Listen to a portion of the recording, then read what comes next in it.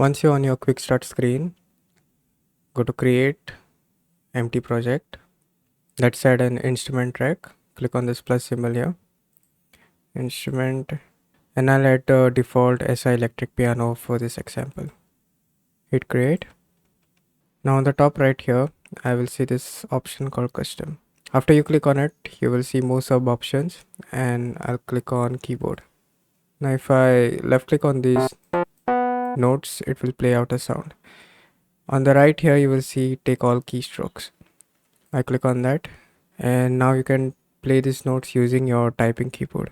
You can jump up an octave. Let's jump to.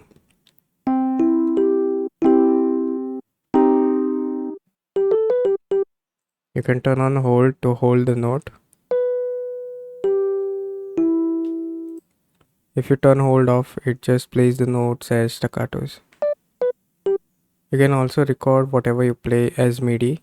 I am this track for recording, and then I can either press R on my keyboard or I can press this button here.